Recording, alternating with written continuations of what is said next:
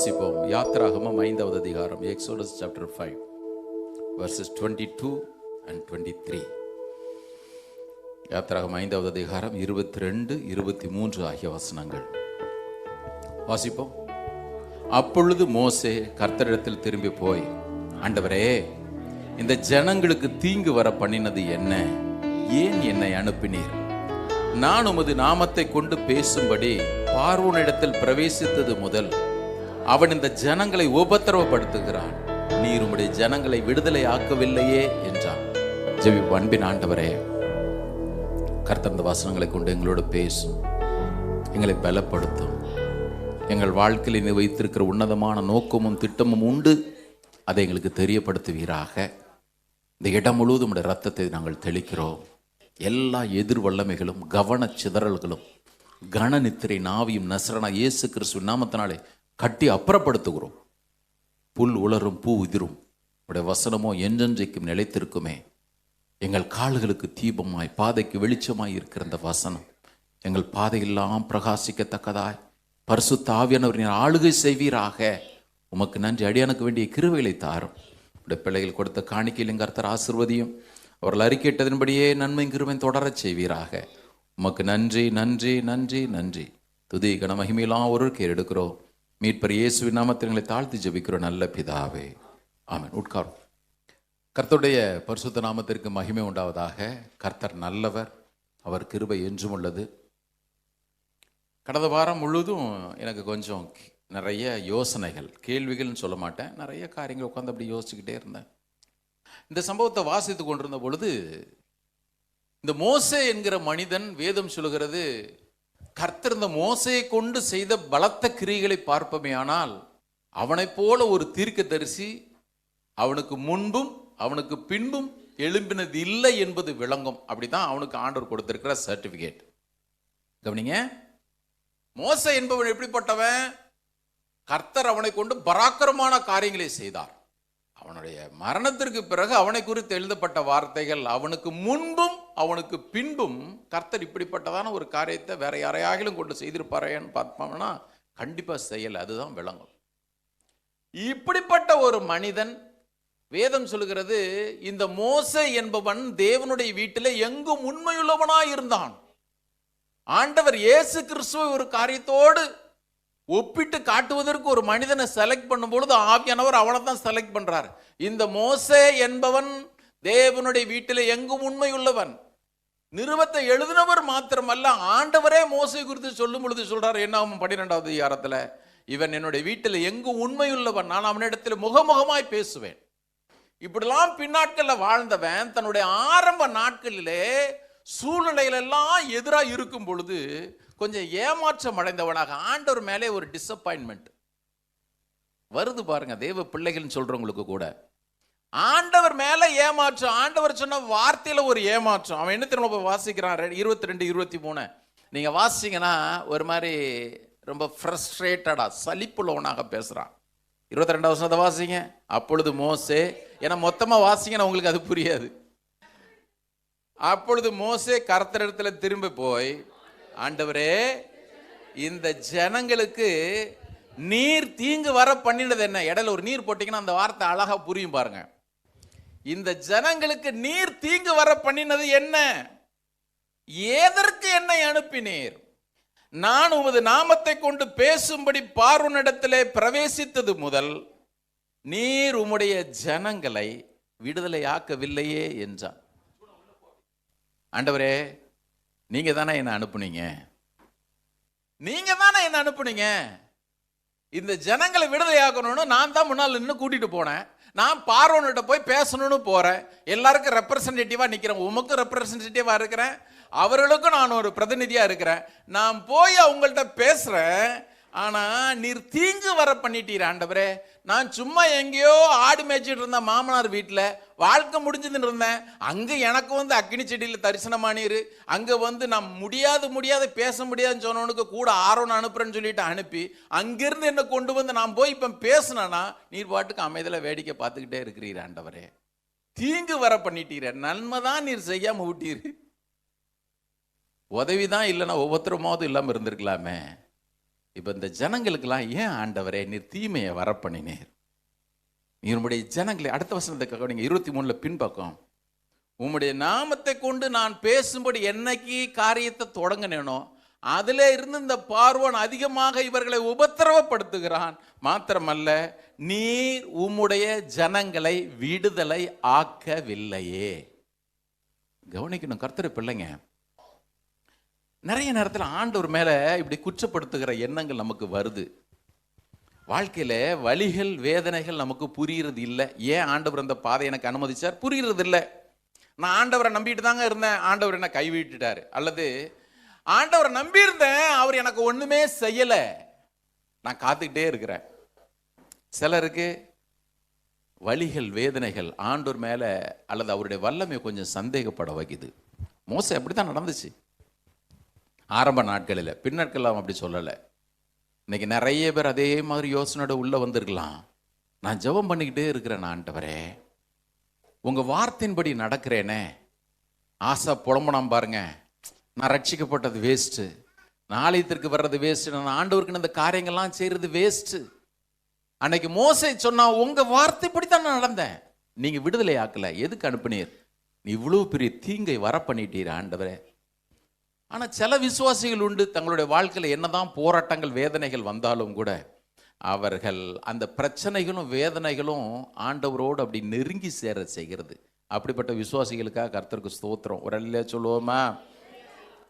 நான் ஆண்டவரை நம்பியிருக்கிறேங்க, நான் ஆவிக்குரியவனா வாழ்கிறேன், நான் ஞானஸ்நானம் பெற்றுட்டேன், நான் சபைக்கு வர்றேன், ரெகுலராக வர்றேன், நான் டெய்லி பைபிள் வாசிக்கிறேன், நான் தேவனுக்கு ஊழியம் செய்கிறேன், தேவனுக்கு நான் நல்லா கொடுக்குறேன், என்னால் எந்த பிரயாசம் படணுமோ எல்லாம் படுறேன், அதனால எனக்கு வலிகள் வேதனைகள் வரவே வராதுன்னு ஒருத்தரும் சொல்லவே முடியாது. நான் இங்கே அப்படி போதிச்சதே இல்லை, இனிமேலும் நான் அப்படி போதிக்கவே மாட்டேன்.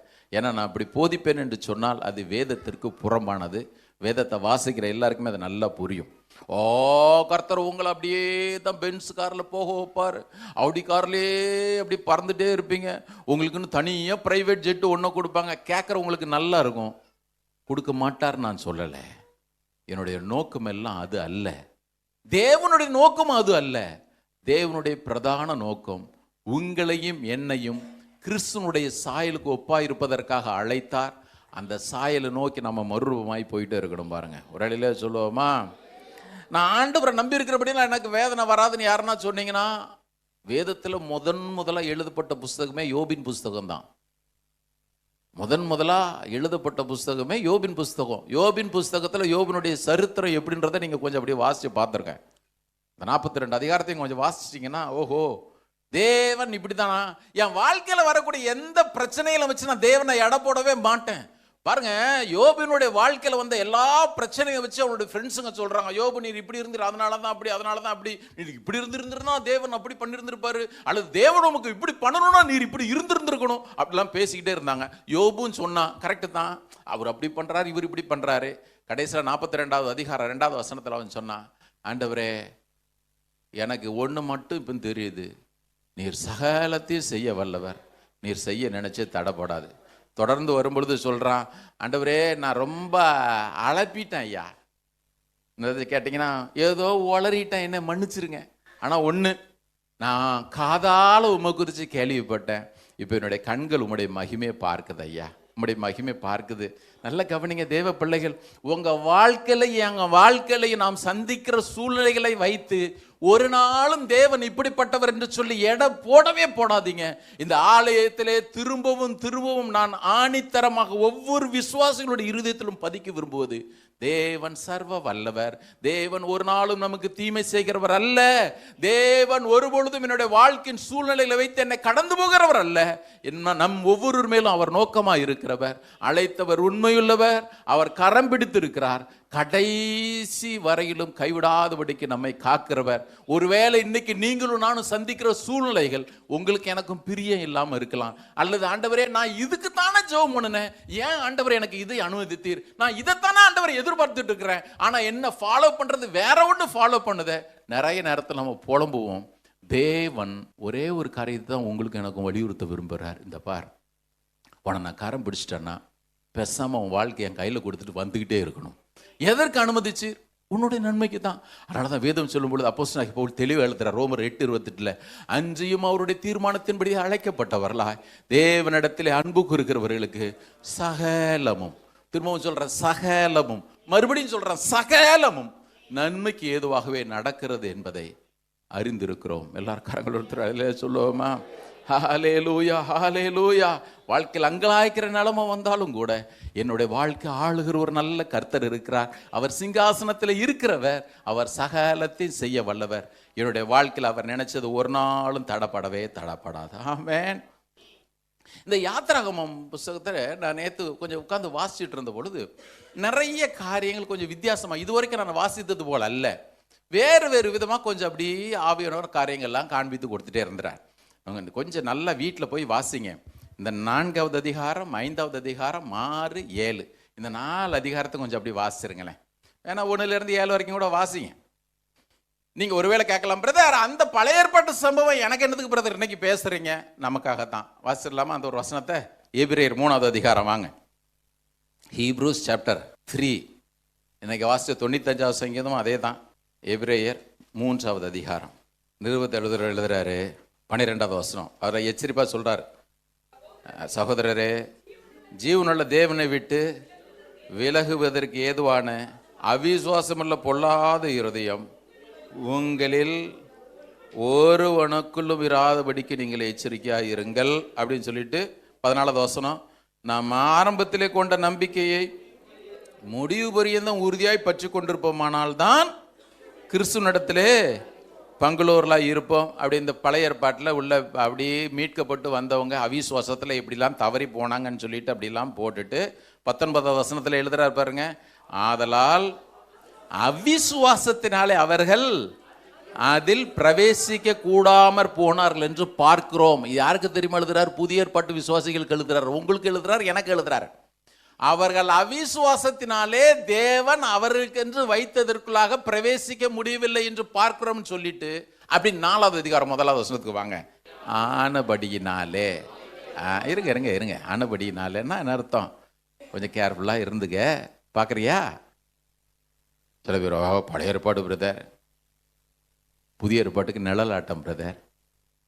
1 கொரிந்தியர் 10வது அதிகாரத்தில் அப்போஸ்தலனாகிய பவுல் எழுதும் பொழுது அதான் சொல்றாரு, இவைகளெல்லாம் அவர்களுக்கு திருஷ்டாந்தமாக சம்பவித்தது, கடைசி காலங்களில் வாழ்கிற நமக்கு எச்சரிப்பு உண்டாகும்படி இவைகளெல்லாம் எழுதப்பட்டிருக்கிறது. இப்போ 4:1 அவர் சொல்றாரு பாருங்க, ஆனபடியினாலே அவருடைய இளைப்பாறுதலில் பிரவேசிப்பதற்கு ஏதுவான வாக்குத்தத்தம் நமக்கு உண்டாயிருக்க உங்களில் ஒருவனும் அதை அடையாமல் பின்வாங்கி போனவனாக காணப்படாதபடிக்கு கேஷுவலாக இருக்க கடவோம். அப்படியே போட்டிருக்கு. கொஞ்சம் பயபக்தியோடு இருந்துங்க. கிறிஸ்தவத்தில் ரொம்ப லிபரலிசம் ஆயிடுச்சு. பார்க்கலாம் பிரதர்.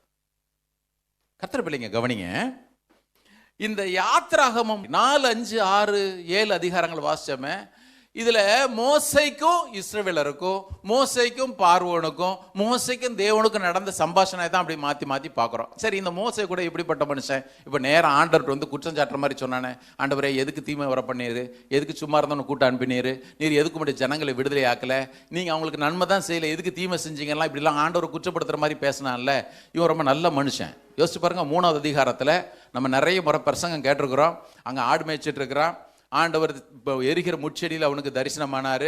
இவன் 1000 சாக்கு சொன்ன கூட போப்பா அப்படின்னு சொல்கிறாரு. சரி, எப்படியோ போராடி தேவனுடைய கட்டளைக்கு அப்படியே கீழ்ப்பிடிச்சிட்டான். அது ரொம்ப முக்கியம். நேராக வர்றான்.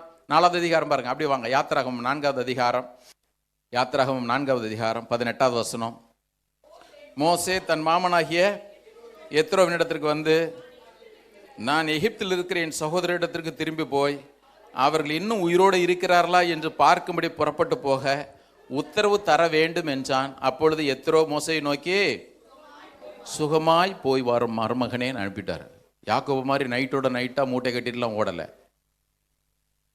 தேவனை சந்திச்ச மனுஷன் நேரம் மாமனார்ட்ட போனார். 40 வருஷம் சோறு போட்டிருக்காரு, பொண்ணு வேற கொடுத்துருக்கிறாரு. நல்ல மனுஷன். ஆண்டவர் யாக்கோபு எங்கேயுமே உண்மையிலன்னு சொல்லலை, ஆனால் இவரும் உண்மையிலன்னு சொன்னார். ஏன் தெரியுமா? ஒப்பிட்டவரை உள்ளலும் நினைச்ச மனுஷன். நேரம் போன, மாமா நான் கிளம்பி போகணும் மாமா, கர்த்தர் சொல்லிட்டாரு. இவருன்னு சொல்லிட்டாரு. சரி கிளம்பி போ. மாமனார் பெர்மிஷன் வாங்கினான். இப்போ அப்படி ஆண்டவருடைய கட்டளைக்கு கீழ்ப்படிஞ்சு பாருங்க, அழைப்பு வந்த உடனே அவன் யோசிக்கவே இல்லை. எதுக்கு நான் இதை சொல்ல வரேன் அப்படின்னா, இப்படிப்பட்ட அழைப்பில் கீழ்ப்படிந்து உண்மை உள்ளவனாக இருந்தவங்க கூட சில நேரத்தில் இந்த கேள்வியை கேட்டுடுறான். இப்போ அழகாக மாமனோட பெர்மிஷனோட வந்துட்டே இருக்கிறான். நீங்கள் தொடர்ந்து அதிகாரத்தை வாசிங்கன்னா தெரியும். இப்போ மனைவி சிப்போரால், கெர்சோம், எலியேசர் 2 பிள்ளைங்க வரும்பொழுது வழியிலே கர்த்தர் அவனை கொல்ல பார்த்தார்னு போட்டிருக்கு. எடுங்க அதையும் வாசிருங்க. ஏன்னா சில பேருக்கு அதை வாசிக்கும் பொழுது ஒரு மாதிரி புரியாத மாதிரி இருக்குதே. வழியிலே தங்கும் இடத்திலே 4வது அதிகாரம் 24வது வசனம். வழியிலே தங்கும் இடத்திலே கர்த்தர் அவனுக்கு எதிர்பட்டு அவனை கொல்ல பார்த்தார். அப்பொழுது சிப்போரால் கருக்கான ஒரு கல்லை எடுத்து, எலியேசனுடைய, ஏன்னா மூத்த பிள்ளைக்கு விருத்த சேதனம் பண்ணியாச்சு, 2வது பிள்ளைக்கு நான் நினைக்கிறேன் உங்களுக்கு அந்த வசனங்களை காட்டினா புரியும். சிப்போரால் சொல்லியிருப்பா, ஏன்னா அவள் யூத பெண்மணி கிடையாது, கரெக்டாக தானே, மீதான தேசத்து பெண்மணி. அவள் சொல்லியிருப்பா, உமக்கு வேறு வேலையே இல்லை, மூத்த பிள்ளைக்கு விருத்த சேதனம் பண்ணியாச்சு, பாவம் அவன் அழுததை பார்த்தாலே எனக்கு மனசு கஷ்டமாக இருக்குது, நீர் விருத்த சேதனம் வேற என்னமோ நினச்சேன், நீர் இந்த மாதிரி கட் பண்ணி விடுவீங்களாம் எனக்கு தெரியாது. இப்போ அடுத்தவன் பிள்ளை, அந்த பிள்ளையும் ரொம்ப கஷ்டப்படுவான், அதனால் வாயை மூடிட்டு இருந்திருக்கணும், இதெல்லாம் இருந்துட்டாப்புல. ஆண்டவர் பாருங்கள், ஒரு அழைப்பு முதல்ல வீட்டில இருந்து தொடங்குது, தன்னுடைய தனிப்பட்ட வாழ்க்கையில் இருந்து தொடங்குது. ஒரு அழையில சொல்லுவோமா, ஆமாம், உடன்படிக்கையின் பிள்ளையா நீ வளரணும். ஆண்டவர் சொல்கிறாரு, உன் குடும்பமே மொத்தமாக உடன்படிக்கைக்குள்ளே வரணும். ஆபிரகாமோடு நான் பண்ண உடன்படிக்கை விருத்த சேதனம் நீ வரணும். இதனால கர்த்தருக்கு கோபம். ஆண்டவர் கொல்ல பத்தாருன்னு உடனே கத்தி எடுத்துட்டு நீட்டினாரெலாம் நினச்சிருக்கிறாங்க, டம்முன்னு போட்டு தள்ளியிருப்பார். ஏதோ படுற வழியில் மோசே வியாதிப்பட்டான்னு சில பேர் சொல்கிறது உண்டு. நம்ம இப்போ அதுக்குள்ளே போக வேண்டாம். ஆனால் சிப்போராளுக்கு நல்லா தெரிஞ்சிடுச்சு பிரச்சனை என்னால் தான் தொடங்குச்சு. அதனால உடனே போனால் அதுக்கு ரெமெடி எங்கன்னு பார்த்தா, 2வது பிள்ளை எலியேசருக்கும் விருத்த சேதனம் பண்ணிட்டா. இப்போ கர்த்தர் விட்டுட்டு போயிட்டாரு. இப்போ பிரச்சனை அதோடு முடிஞ்சிட்டான்னு பார்த்தீங்கன்னா, அங்கேயே மோசையை கழட்டி விட்டுட்டு சிப்போரால் கெர்சோம் எலியேசர் கூட்டு 2 பிள்ளைகளும் கூட்டு மாமனார் வீட்டுக்கே போயிட்டான். அப்படி போனான்னு சொல்கிறவங்க மாத்திரம் அல்லிலே சொல்ல வேண்டாம், கையை வைத்து காண்பீங்க பாப்பா, நான் சொல்கிறது சரியான டவுட் வந்துடுச்சு பாரு. ஏங்க, அழைப்புக்காக வரும் பொழுது மனைவி தடை பண்ணா, மனைவியை மோசே மாமனார் வீட்டுக்கு பிள்ளைங்களோட அனுப்பிட்டான்னு சொல்கிறவங்க மாத்திரம் கையை வைத்து காண்பீங்க பார்ப்போம். என்ன பிரதர் இப்படி சொல்கிறீங்க, ஊழியத்துக்கு வந்தா மனைவி அனுப்பணும்னு சொன்னால் எல்லாரும் ஊழியத்துக்கு டமாலும் குதிச்சிருவாங்க, நான் வர்றேன் ஊழியத்துக்கு. என்ன நடந்திருக்கும் நான் சொல்கிறேன். சிப்போரால் ரொம்ப அடம் பிடிச்சிருப்பா. ஏன்னா தேவனை குறித்து மோசைக்கு தெரிஞ்ச மாதிரி சிப்போராளுக்கு ஒன்றும் தெரியல. எல்லா இடத்துலையும் அங்கே தான் தொடங்கும். அதனால தானோ என்ன தெரியல, பவுல் அவிசுவாசிகளுடனே அந்நிய நுகத்தில் பிணைக்கப்படாது இருப்பீர்களாக. சில பேர் சொல்லுவாங்க, பிரதர் அவள் அப்படித்தான் பிரதர், நான் ஞானசானம் கொடுத்து அவரை கொண்டு வந்துடுவேன், இல்லைன்னா அவளை கொண்டு வந்துடுவேன், நீ அங்கே போகாமல் இருந்தா சரி. மோசே போனார், வேற வழி இல்லை, என் வாழ்க்கை வனாந்தரத்திலே முடியும்னு சொல்லிட்டு சிப்போரால கல்யாணம் பண்ணிட்டார். இப்போ சிப்போரால் நினைக்கிறேன், இல்லாத சண்டித்தனம் பண்ணியிருக்கோம் அந்த அம்மா, உன்னால தான் பாரு நான் அங்கே இருந்திருப்பேன், அங்கே இருந்து இந்த 80 வயசில் தள்ளாத வயசில் போய் என்னை பிடிச்சி இழுத்துட்டு வரா, உன்னை தான் ஆண்டவர் கூப்பிட்டாரு, என்னையுமா சேர்த்து கூப்பிட்டாரு அப்படின்லாம் இந்த அம்மா ஒருவேளை சொல்லியிருப்பா. அவளை அனுப்பிச்சிட்டான் பாருங்க. அதுக்காக மோசே பண்ண மாதிரி யாரும் பண்ணுங்கன்னு நான் சொல்லலை. ஒருவேளை அந்த அம்மா கூட கோச்சிட்டு போயிருந்துருக்கலாம், போகிறதா இருந்தால் போத்தாயி அனுப்பிச்சிடறான். 18வது அதிகாரத்தில் தான் அதுக்கு ஆன்சர் இருக்கு. கவனிங்க, எடுங்க பைபிளை எடுங்க, 18. இப்போ புரியும் உங்களுக்கு.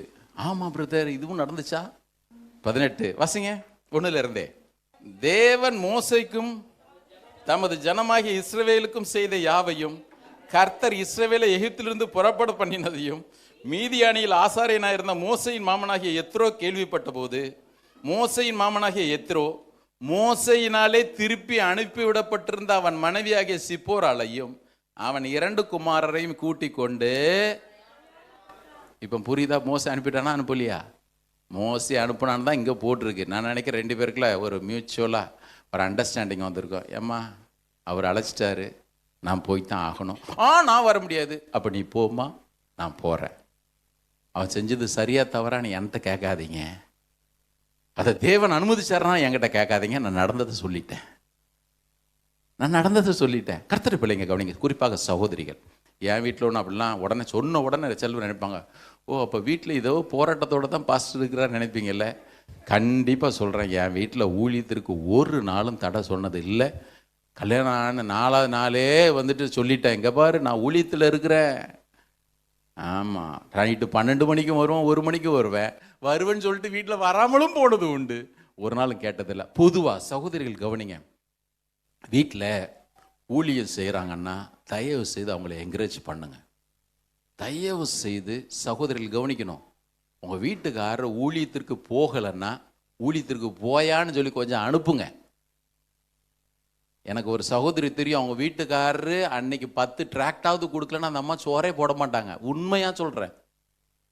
நைட்டு 10 மணிக்கு டியூட்டி முடிச்சுட்டு வந்தார், இன்னைக்கு யாருக்குன்னா டிராக்டர் கொடுத்தீங்களா? இல்லை. போய் பக்கத்தில் தியேட்டர் இருக்குது, வாசல் 4 டிராக்டர் கொடுத்துட்டு வாங்கன்னு சொல்லிட்டு சோறு போடுறதுக்கு முன்னாடி வீட்டுக்காரர் அனுபவிச்சு அந்த சகோதரி மாதிரி இருக்கிற எல்லா சகோதரிகளுக்காக கர்த்தருக்கு ஸ்தோத்திரம். வீட்டுக்காரர் ஊழியத்துக்கு கிளம்பினா கூட இப்போ தானே வந்தீங்க, நீங்கள் டயர்டாக இருப்பீங்க, அவர் நல்ல தெம்பா தான் இருப்பார், டயர்டாக இருப்பீங்க, முகத்தை கழிவிட்டு உட்காருங்கன்னு சொல்கிற சகோதரிகளும் உண்டு. வார்த்தையின் வாசஸ்தலம் திருச்சபையில் ஒரு சகோதரி கூட அந்த மாதிரி இருந்துடவே கூடாது. மோசேட்ட கோச்சிட்டு போயிட்டா. எதுக்கு நான் இதை சொல்ல வர்றேன்? தன்னுடைய அழைப்பிலே தேவன் சொன்ன உடனே கீழ்ப்படிச்சு வந்த மோசே.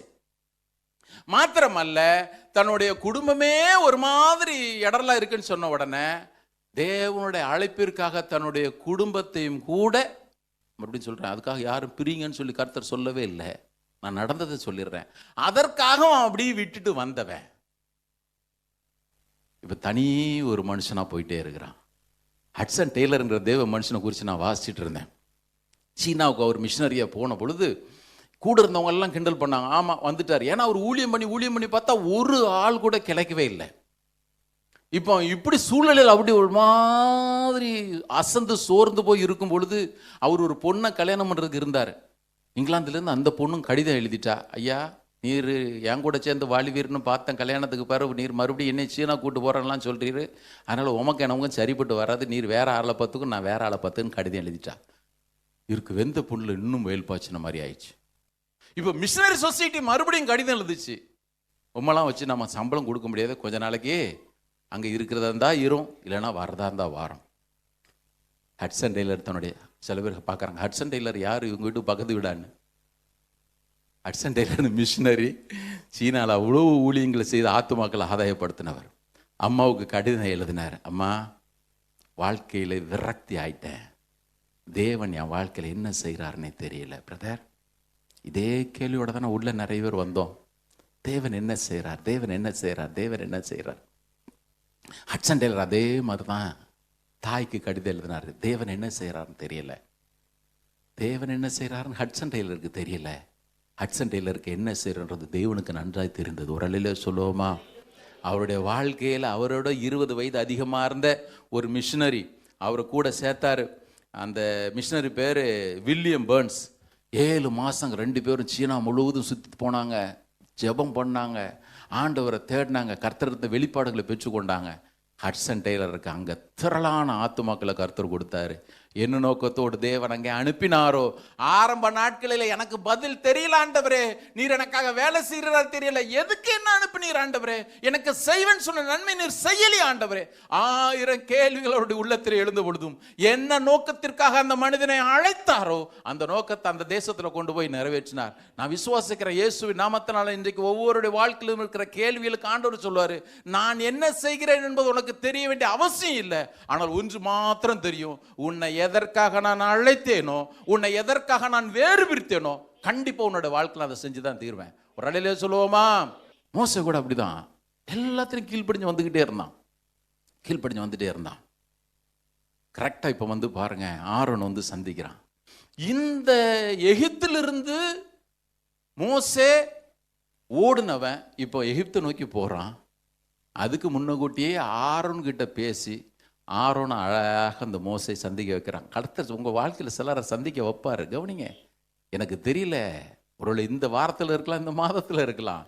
தேவன் நம்முடைய வாழ்க்கையில் டேர்னிங் பாயிண்டாக அல்லது நமக்கு எல்லா விதத்திலும் உதவி செய்யும்படி, எல்லா விதத்திலும் நான் முன்னேறி செல்லும்படி ஆங்காங்கே நல்ல ஒரு டிவைன் அப்பாயின்மெண்ட் மாதிரி ஆளுங்க அப்பா அப்படி இப்படி வாழ்க்கையில் கொண்டு வந்துக்கிட்டே இருப்பார். தெய்வ பிள்ளைகளுக்கு இது தேவன் பாராட்டுகிற தயவு. வழியில சொல்லுவோமா, படிப்படியாக நடத்தப்பட்ட மோசே இப்போ வந்து இந்த வார்த்தையை சொல்லிட்டான், ஆண்டவரே நீர் எங்களை கைவிட்டுட்டீரே, நீர் சொன்னதை செய்யலையே. நான் எதுக்கு தெரியுமா இந்த வார்த்தைகள்லாம் சொல்கிறேன்? ஒருவேளை தேவனை அறியாதவர்கள் இந்த கேள்வியை கேட்டா பரவாயில்ல. தேவனோடு நல்ல உறவு இருக்கிறவர்கள், தேவனுக்கு கீழ்ப்படிந்தவர்கள், அழைப்பினுடைய மேன்மை கண்டவர்கள், அழைப்பிற்காக எல்லாவற்றையும் தியாகம் செய்தவர்கள் ஒரு குறிப்பிட்ட நிலைமைக்கு வர்றாங்க. ஒரு குறிப்பிட்ட பாயிண்ட்டுக்கு வந்துட்டு, நீர் சொன்னதை செய்யலையே ஆண்டவரே, நீர் கைவிட்டுட்டீர் ஆண்டவரே, நீர் கைவிட்டுட்டீர் ஆண்டவரே. கவனிங்க, ஆண்டவர் எல்லாரையும் தான் ரட்சித்து கூட்டிட்டு வந்தார். நீங்க ரட்சிக்கப்பட்ட கூட்டம் எல்லாமே அப்படி சூப்பரான டீம் நினைச்சிடாதீங்க.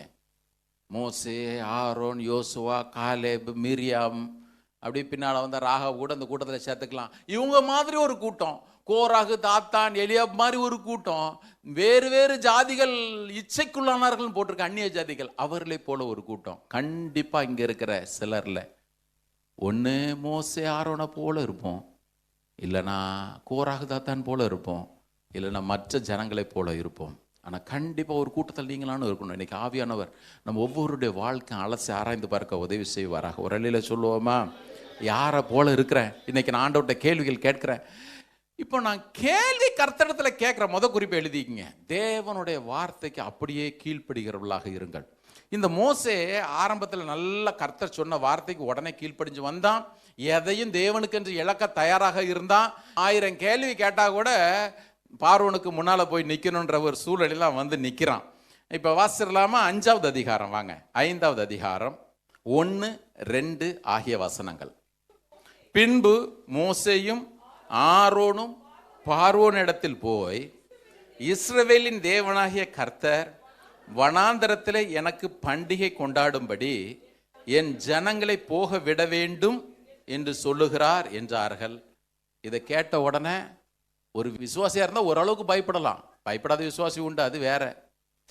உனக்கு தெரிஞ்ச கர்த்தர் எனக்கும் தெரியும், அப்படி போய் 4 பாவ அறிக்கை பண்ணிட்டு கம்யூனியன்ல பங்கு பெற்றுட்டுனா போதும், கர்த்தர் எல்லாத்தையும் மறந்துடுவார்னு சொல்ல விசுவாசிகள் உண்டு. இது பார்வோன். இந்த பார்வோன் என்ன பதில் சொன்னாங்க அவனிங்க? அதற்கு பார்வோன், நான் இஸ்ரவேலை போக விட கர்த்தரின் வார்த்தை கேட்கிறதற்கு அவர் யாரு? நான் கர்த்தரை அறியேன், நான் இஸ்ரவேலை போக. அவன் சொன்னதுல அவன் போக்குல நியாயம் இருக்கு. ஏன்னா அவனுக்கு எகிப்துல கிட்டத்தட்ட 80 தெய்வங்கள், குறைஞ்சது 80 தெய்வங்கள். இவனே கடவுளுடைய அவதாரம் நினைக்கப்படுறாங்க. சன் ஆஃப் ரா, சூரிய கடவுளுடைய மகன் தான் பார்வோன் அழைக்கப்பட்டான். குறிப்பாக அந்த நாட்களில் இருந்த பார்வோன் சூரிய கடவுளுடைய புள்ள. இப்ப அவனே நினைச்சான், எனக்குள்ள எல்லா தேவர்களும் இருக்கிறாங்களே, அந்த கடவுளை தெரியும், இந்த கடவுளை தெரியும், நீ என்னமோ யாவேன்னு ஒரு கடவுளை சொன்னியா, அந்த கடவுள் யாருன்னே எனக்கு தெரியாது, அதனால அவர் வார்த்தைக்கெல்லாம் என்னால கீழ்ப்படியவே முடியாது. தேவ பிள்ளைகள் கவனிக்கணும், ஆண்டவர் தேவ பிள்ளைகளுக்கு அற்புதம் செய்கிறேன்னு சொன்ன பிறகு நீங்களும் நானும் என்ன எதிர்பார்ப்போம்? ஆண்டவரே, அதிகாரிகள் கண்களில் தயவு கிடைக்கும். ஒரு ஜெபத்தை வேற சொல்லுவோம். ராஜாவினுடைய இருதயம் கர்த்தருடைய கரங்களிலே நீர்க்கால்களை போல இருக்கிறது, அவர் தமக்கு சித்தமானபடியெல்லாம் அதை திருப்புகிறார். நாம ஜெபம் பண்ணுவோம், ஆண்டவரே நீர் சொல்லிட்டீர், அதனால அப்படி மோடி ஐயாவோட இருதயத்தை அப்படி திருப்பிட்டீர்னா, ஸ்டாலின் ஐயாவோட இருதயத்தை அப்படி கொஞ்சம் திருப்பிட்டீர்னா எல்லாம் சூப்பரா நடக்கும் ஆண்டவரே. ஆனா வசனம் சொல்லுது, கர்த்தர் பார்வோனுடைய இருதயத்தை கடினப்படுத்தினார். 4வது அதிகாரத்திலிருந்து 14 அதிகாரம் வரைக்கும் 19 முறை கர்த்தர் கடினப்படுத்தினார்னு போட்டிருக்கு. 10 முறை கர்த்தர் கடினப்படுத்தினார், 9 முறை அவன் கடினப்படுத்திட்டான்னு போட்டிருக்கு. தேவன் சொன்னார்ல, ராஜாக்களுடைய இருதெல்லாம் கர்த்தருடைய கர்த்தர் நீர்க்கால்களை போல் இருக்குது, நினைச்சா திருப்பிடலாம் தானே போட்டிருக்கு. ஆனா இவர் இங்க சொல்லிட்டு ஏன் அங்க கடினப்படுத்தினார்? சில பேர் சொல்லுவாங்க, ஆண்டவரே எனக்கு எல்லாம் மேனேஜர் கண்களில் தயவு கிடைக்கணும் ஐயா, அல்லது டீம் லீடர் கண்களில் தயவு கிடைக்கும். அவன் போட்டு நெருக்குன்னு நெருக்குவான். கர்த்தருக்கு ஸ்தோத்திரம். உடனே நீங்கள் நான் நினைப்போம், கர்த்தர் என்ன கைவிட்டாரு. சிஸ்டர் இதெல்லாம் கொஞ்சம் வாசிங்க, ஆபீஸுக்கு போறவங்கலாம் கொஞ்சம் வாசிங்க. கர்த்தர் என்ன கைவிட்டார் நாம நினைப்போம். தேவன் தம்முடைய சித்தத்தை நிறைவேற்றும்படி சில நேரத்தில் உங்கள் மேனேஜருடைய இருதயத்தை கூட கடினப்படுத்துவார். வசனம் சொல்லுது, ஆளொட்டிகள் இப்போ வந்து சொன்னாங்க பார்வனுடைய கட்டளை கேட்டுட்டு, இங்க பார், முந்தி நீ செங்கல் மட்டும்தான் அறுத்த, இப்ப செங்கல் சுடுறதுக்கு தேவையான வைக்கோலை நீ தான் எடுத்துக்கணும். யோசிச்சு பாருங்க, 1000 செங்கல் ஒரு நாளுக்கு அறுக்கணும்னா வைக்கோல் கொடுத்து 1000 செங்கல் அறுக்கலாம். இப்போ வைக்கோலே இல்லாம வைக்கோலையும் நீ சேர்க்கணும், நீயே செங்கல் 1000 செங்கலையும் கொடுக்கணும். பார்வன் சில நேரத்தில் தேவ கட்டளைகள் விரோதமா இப்படிதான் செயல்படுறான். ஓடுனாங்க. வசனம் சொல்லுது, வைக்கோலை சேர்க்கும்படி எகிப்து தேசமெங்கும் அவர்கள் சிதறி போனார்கள். அப்படி 17வது வசனம் 15லிருந்து 17 வரைக்கும், 5:15லிருந்து 17. அப்பொழுது இஸ்ரவேல் புத்திரின் தலைவர் பார்வோனிடத்துல போய் சத்தமிட்டு, இப்ப தேவனிடத்தெல்லாம் இப்ப சொல்ல முடியல, நேரம் டைரக்டா பார்வோன்ட்டே போய் கேட்போமே, உமது அடியாருக்கு நீர் இப்படி செய்கிறது என்ன? உமது அடியாருக்கு வைக்கோல் கொடாது இருந்தும் செங்கல் அறுத்து தீர வேண்டும் என்று எங்களுக்கு சொல்லுகிறார்கள். உம்முடைய ஜனங்களிடத்தில் குற்றம் இருக்கு, உமது அடியாராகிய நாங்கள் அடிக்கப்படுகிறோம் என்றார்கள். அதற்கு அவன், நீங்கள் ஞாயிற்றுக்கிழமை ஆராதனைக்கு போறீங்கன்னு சொல்ற, நீ சோம்பேறி. அவன் சொல்ற கரெக்டா தான் இருக்கு. சில பேருக்கு ஆலயத்தில் வந்தோன்னா தான் நல்லா தூங்குறது. அப்படி கூட்டத்தில் 2 பேரும் பார்த்துருப்பாங்க பொழுது தெரியுது. அவன் சொல்றான், நீங்கள் சோம்பலா இருக்கிறீர்கள், அதனால போய் நீயே செங்கல் அறுத்துக்கோ, நீயே வைக்கோல சேர்த்துக்கோ. கர்த்தருடைய கட்டளைக்கு கீழ்ப்படி. இப்போ வேலையும் பழுவும் கூடுது பாருங்க. ஒன்னு சொல்லிட்டான், நீங்க எல்லாம் சோம்பேறிங்க. கிறிஸ்தவ கூட்டம் எப்படிப்பட்ட கூட்டம்? இந்த நாட்டுக்கு தேவையில்லாத கூட்டம். இது அமெரிக்காட்ட இருந்து டாலர்ல வாங்குற கூட்டம். இது அமெரிக்கால இருந்து டாலரை வாங்கிட்டு இந்தியாவுக்கு விரோதமாக துரோகம் செய்யற கூட்டம். அப்படிதானே பேசுறாங்க இன்னைக்கு. அதே மாதிரி தான் பார்வோன்னு சொன்னான், நீங்க எல்லாம் சோம்பேறிகள், நீங்க எல்லாம் எகிப்து தேசத்திற்கு தீவு நினைக்கிறவர்கள். நீங்க போய் கர்த்தருக்குன்னு ஒருத்தருக்கு ஆராதனை செய்யணும் போறீங்க. போங்க, எல்லாரும் போய் வேலை செய்யுங்க, ஓடுங்க. இப்போ ஜனங்களுக்கு இந்த பேர் மாத்திரமல்ல, தலைவர்கள் என்ன சொல்ல, மோசைக்கு ஆரோனுக்கு விரோதமாக கூட கோபம். சரி, ஜனங்கள் மாத்திரம் கோபப்படல, மோசைக்கு ஆரோனுக்கும் கூட ஆண்டவர் மேல கசப்பு, கோபம், ஒரே சலிப்பு. போனா, தப்பு பண்ணிட்டீர் ஆண்டவரே, தப்பு பண்ணிட்டீர். உண்மையில பார்த்தீங்கன்னா மோசே பண்ணதுதான் தப்பு. கவனிங்க, அவங்களுக்கு வசனங்களை காட்டினா புரியும். எடுங்க பார்ப்போம். 4வது அதிகாரம் வாங்க. 4வது அதிகாரத்தில் ஆண்டவர் மோசே கிட்ட என்ன தெரியுமா சொன்னாரு? 22, 23 ஆகிய வசனங்கள். மோசே கிட்ட ஆண்டவர் சொன்ன என்ன சொன்னாரு? நீ பார்வோனுடனே சொல்ல வேண்டியது என்னவென்றால், இஸ்ரவேல் என்னுடைய குமாரன், என்னுடைய தலைச்சம் புள்ள, என்னுடைய சேஷ்ட புத்திரன். கரெக்டா? எனக்கு ஆராதனை செய்யும்படி என் குமாரனை அனுப்பிவிடு என்று கட்டளையிடுகிறேன். அவனை விடமாட்டேன் என்பாயாக. நான் உன் குமாரனை, உன் தலைச்சம் பிள்ளையை சங்கரிப்பேன் என்று கர்த்தர் சொல்லுகிறார் என்றார். இப்படித்தானே மோசைகிட்ட கர்த்தர் சொன்னாரு. மோசைகிட்ட இப்படித்தானே சொன்னாரு. மோசைகிட்ட என்ன சொன்னாரு? இங்க பாரு, இஸ்ரவேல் என் புள்ள, என் மகன், எனக்கு மூத்த மகன். நீ அவனை விடலன்னா பார்வோன் உன் தலைச்சம் பிள்ளைய வெட்டி போட்டுருவோன்னு கர்த்தர் சொல்றாரு. நினைக்கிறேன் வேகமா போயிருப்பான் மோசே. அப்படி போயிட்டு பார்வோன் அரண்மனையில் இருக்கிற எல்லா செக்யூரிட்டி கார்டெல்லாம் பார்த்தான். அவன் கையில் எல்லாரும் ஷார்ப் பண்ணி எவனை போட்டு வைக்கலாமோன்னு அப்படி காத்துட்டு இருந்த உடனே அப்படியே டோன் மாறிடுச்சு. என்ன தெரியுமா போய் சொன்னா? எடுங்க பாப்பா, 5வது அதிகாரம் 3வது வசனம். நேற்று எவ்வளோ நாள் பைபிளை வாசி, நேற்று இதை வாசிக்கும் பொழுது தான் பாருங்க. அப்பொழுது அவர்கள், எபிரேயருடைய தேவன் யாரு? மோசே யாரோட போய் சொல்றாங்க? எபிரேயருடைய தேவன் எங்களை சந்தித்தார். நாங்கள் வனாந்தரத்தில் 3 நாள் பிரயாணம் போய் எங்கள் தேவனாய கர்த்தருக்கு பலியிடும்படி போக வேண்டும். இது வரைக்கும் கரெக்ட். அடுத்து போட்டாம் பாருங்க, வாசிங்க.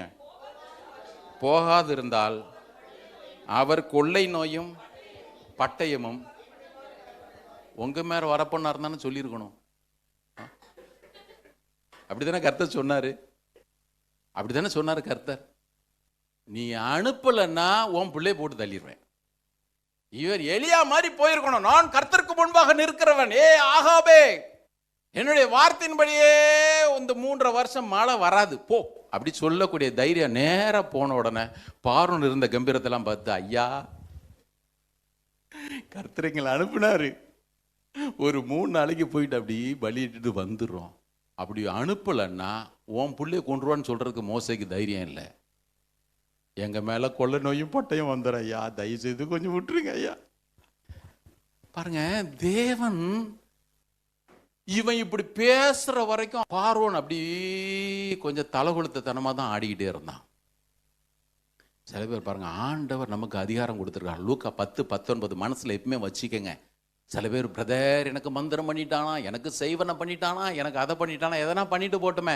லூக்கா 10:19 சொல்லுது, சர்ப்பங்களையும் தேள்களையும் மிதிக்கவும் சத்துருனுடைய சகல வல்லமைகளை மேற்கொள்ளவும் உங்களுக்கு அதிகாரம் கொடுக்கிறேன், அவைகள் ஒன்றாகிலும் உங்களை சேதப்படுத்த மாட்டாது. கொடுத்திருக்க அதிகாரத்திற்கு எல்லாரும் கரங்களை வச்சு சத்தம் வரையிலே சொல்லுவோமா?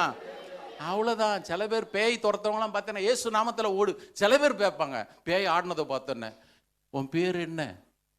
உங்க அப்பா பேர், ஆதார் கார்டு அதுக்கே கொடுக்குற மாதிரி. உன் பேர் என்ன? எங்கிருந்து வந்த? மோசே இப்ப பார்வோன்ட்ட கேட்டது அப்படிதான். கொஞ்சம் எதனா நம்ம ஆளுங்க பிஷப்புங்கெல்லாம் அப்படி கிறிஸ்மஸ் ப்ரோக்ராம் நடத்தி, ஈஸ்டர் ப்ரோக்ராம் நடத்தி தலைவரெல்லாம் கூப்பிட்டு வச்சு, ஐயா உங்களை மாதிரி இல்லையா, எங்களுக்கெல்லாம் ஆண்டவர் உங்களை ரட்சகரை அனுப்பியிருக்கிறாரு. பிஷப்புங்க பேசுவாங்க பாருங்க, ரட்சகரை அனுப்பியிருக்கிறாரு, நீங்கள் தான் கிறிஸ்தவர்களை காக்க வந்த குல தெய்வம், நீங்கள் அப்படி பண்ணலைன்னா பாவம் எங்கள் நிலைமை ஆண்டவர் எங்களை அடித்து போட்டுருவார். ஆண்டவர் ஒன்று அடிப்பார்னு சொல்கிறதுக்கு ஒருத்தருக்கும் தைரியம் இல்லை பாருங்க. ஏதோ பார்த்துக்கிட்டு பண்ணுங்கய்யா, ரெக்கமெண்ட் பண்ணி அதனால் சட்டம் கட்டம் போட்டிங்கன்னா நல்லாயிருக்கும். நான் நேற்று யோசிச்சு பார்த்தேன், மோசையும் இதே நிலைமையில தானே இருந்திருப்பான். நேராக போயிட்டு எங்களை விடலைன்னா ஆண்டவர் அவ்வளோதான், ஒன்றை காலி பண்ணிடுவார், உன் பிள்ளைய காலி பண்ணிடுவார்னு தைரியமாக பேச வேண்டியவன். ஐயா நீங்கள் எங்களை அனுப்பலைன்னா அவ்வளோதான் ஐயா, எங்கள் பாடு கந்தல். இதை பண்ணிட்டு நேரம் ஆண்டவர்கிட்ட வந்து, நீர் சொன்னதை செஞ்சேன், ஆனால் நீர் மாத்திரம் என்னை கைவிட்டுட்டீர் ஆண்டவரே. நம்முடைய லைஃப்பை கொஞ்சம் ஆராய்ச்சி பார்க்குறது நல்லது. சரி, அடுத்தது இன்னொன்று சொன்னார், எடுங்க பார்ப்போம். முதல்ல அவன் பண்ண தப்பு, கர்த்தர் தன்னுடைய கையினாலே ரட்சிப்பை தருவார்னு ஒரு எகிப்தினை கொன்னது. இப்போ மறுபடி பாருங்க, வாசிக்கலாமா? 3வது அதிகாரம் 18வது வசனம், 3:18. அவர்கள் வாக்குக்கு செவி கொடுப்பார்கள். யாரே? இஸ்ரவேலர்லாம். சரி, அதுக்கு பிறகு நீயும் இஸ்ரவேலின் மூப்பரும் எகிப்தின் ராஜாவின் இடத்திலே போய், எபிரேயருடைய தேவனாகிய கர்த்தர் எங்களை சந்தித்தார். இப்போ யாரெல்லாம் போகணுன்னாரு? நீயும். இவன் யார் தெரியுமா போனா? 5வது அதிகாரம் 1வது வசனத்தில் மோசையும் ஆரோனும் மாத்திரம் பார்வோன் இடத்துல போனார்கள். கவனிங்க, சில நேரத்தில் ஆண்டவருடைய வார்த்தைக்கு கீழ்ப்படியும், 50 கீழ்ப்படிவோம். 50 தான் ஆண்டவருடைய வார்த்தைக்கு எங்களாலே கீழ்ப்படிய முடியும். பிரதர், கர்த்தருக்கு ஸ்தோத்திரம். நமக்கு ஒரு ஆண்டவர் இருக்கிறாரு. அவர் God is a God of second சான்ஸ்னு வாங்க. ஆண்டவர் 2வது சான்ஸும் கொடுக்குறாரு, 3வது சான்ஸும் கொடுக்குறாரு, 30வது சான்ஸ் வரைக்கும் கொடுத்துக்கிட்டே இருந்தார். பரிசுத்த ஆவியானவர், சரி வேற வழியில் ஒன்று செலக்ட் பண்ணிட்டோம், உன்னை கொண்டு தான் நான் அதை செய்யணும். கர்த்தருக்கு ஸ்தோத்திரம். எல்லாரும் கரகுரத்தில் அல்லேலூயா சொல்லுங்க. அதுக்காக 30 முறை நான் சறுக்கிட்டே இருப்பேன்னு யாரும் சறுக்கிட்டே இருக்கக்கூடாது. அது மோசைக்கு கொடுத்தாரு, உங்களுக்கு எனக்கு எத்தனை சான்ஸ் கொடுப்பாருன்னு தெரியல. சில பேருக்கு பிரதரே சொல்லிட்டாரு, நான் இப்போ 3வது முறை தான் சறுக்கிக்கிறேன், இன்னும் 27 முறை சறுக்கலாம்னு யாருன்னு நினச்சிட்டிங்கன்னா 28வது முறை ஒருவேளை கால் உடஞ்சாலும் உடஞ்சிரும். பாருங்க, ஆண்டவர் இவ்வளவு கிருபையா ஒரு மனுஷன் மேல இருந்து, போ செய். ஆனா ஒண்ணு, கர்த்தருக்கு ஸ்தோத்திரம். நேரா திரும்ப ஆண்டவர் வந்துட்டே இருந்தான். மோசே, தப்பு பண்ணிட்டேன் ஆண்டவரே, நீ இப்படி பண்ணிட்டேற. ஆண்டவர் சொன்னார், போ, நான் சொன்னது ஒன்று, நீ செய்கிறது ஒன்று, நீ பாட்டுக்கு போ, ஒரு காரியத்தை செய்.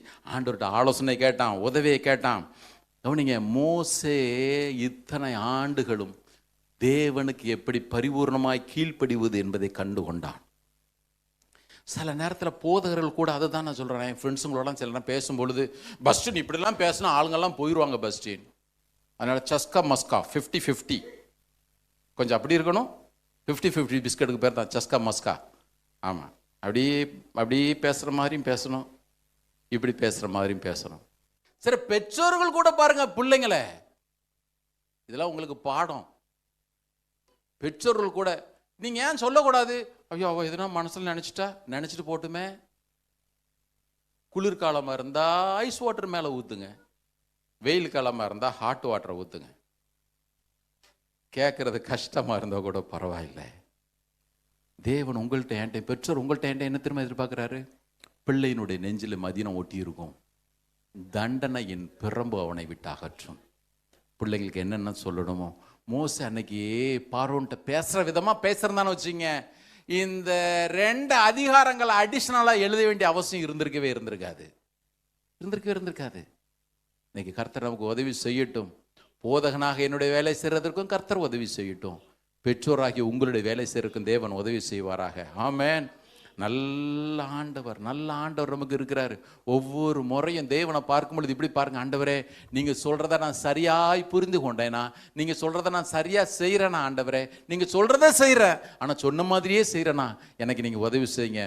மோசே ஒரு காரியத்தை இத்தனை தோழிகளிலே கற்றுக்கொண்டான். நீர் என்ன சொல்றீரோ அதே மாதிரி நான் செய்யறேன்.